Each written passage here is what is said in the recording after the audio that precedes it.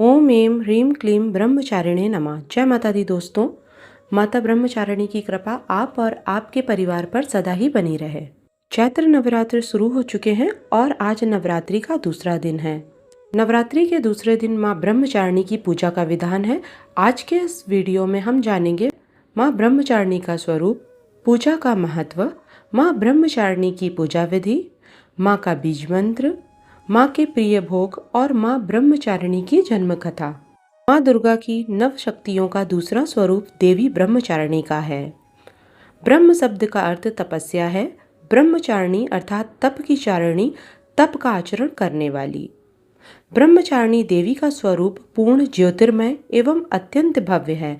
इनके दाहिनी हाथ में जप की माला एवं बाएं हाथ में कमंडल रहता है। देवी ब्रह्मचारिणी की उपासना से मनुष्य में तप, त्याग, वैराग्य, सदाचार, संयम की वृद्धि होती है। जीवन की कठिन समय में भी उसका मन कर्तव्य पथ से विचलित नहीं होता। देवी अपने साधकों की मलिनता, दुर्गुणों एवं दोषों को खत्म कर देती हैं। देवी की कृपा से सर्वस्व सिद्धि तथा विजय की प्राप्ति होती है। दूसरे नवरात्र में माँ के ब्रह्मचारिणी रूप को पूजा जाता है।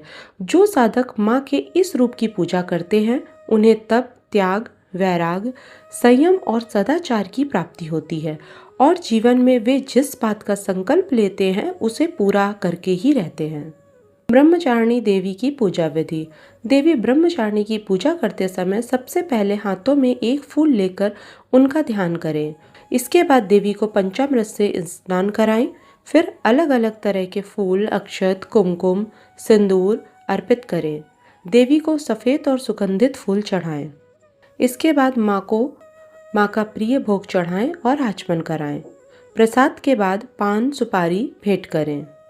घी कपूर मिलाकर देवी जी की आरती करें। इसके बाद क्षमा प्रार्थना करें और सब लोगों में प्रसाद बांट दें। नवरात्रि के दूसरे दिन माँ जगदम्बा की भक्ति पाने के लिए इस श्लोक का जाप करना चाहिए। या देवी सर्वभूतेषु माँ ब्रह्मचारिणी रूपेण संस्थिता नमस्तस्यै नमस्तस्यै नमस्तस्यै नमो नमः। इसका अर्थ है, हे माँ सर्वत्र विराजमान और ब्रह्मचारिणी के रूप में प्रसिद्ध अम्बे, आपको मेरा बार बार प्रणाम है या मैं आपको बारंबार प्रणाम करता हूँ।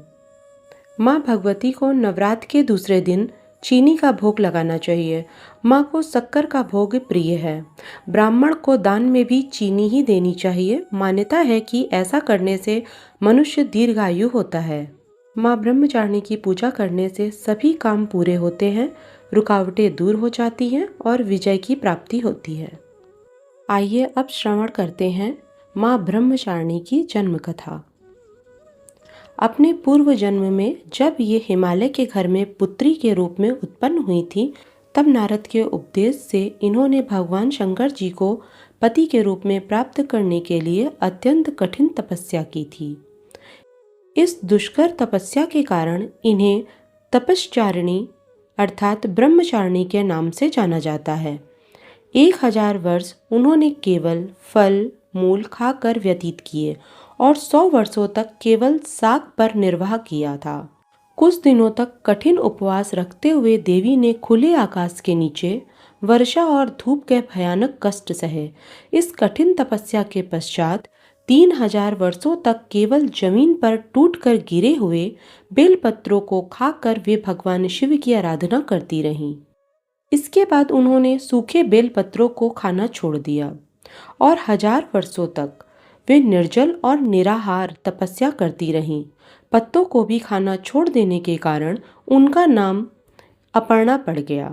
कई हजार वर्षों की इस कठिन तपस्या के कारण ब्रह्मचारिणी देवी का शरीर एकदम क्षीण हो उठा। उनकी यह दशा देखकर उनकी माता मैना अत्यंत दुखी हुई और उन्होंने इस कठिन तपस्या से विरक्त करने के लिए आवाज दी, ओ माँ। तब से देवी ब्रह्मचारिणी का एक नाम उमा भी पड़ गया। उनकी इस तपस्या से तीनों लोकों में हाहाकार मच गया। देवता, ऋषि, सिद्धगण, मुनि सभी देवी ब्रह्मचारिणी की इस तपस्या को अभूतपूर्व पुण्यकृत बताते हुए उनकी सराहना करने लगे। अंत में ब्रह्मा जी ने आकाशवाणी के द्वारा उन्हें संबोधित करते हुए प्रसन्न स्वर में कहा, हे देवी, आज तक किसी ने ऐसी कठोर तपस्या नहीं की जैसी तुमने की है। तुम्हारे इस अलौकिक कृत्य की चारों ओर सराहना हो रही है।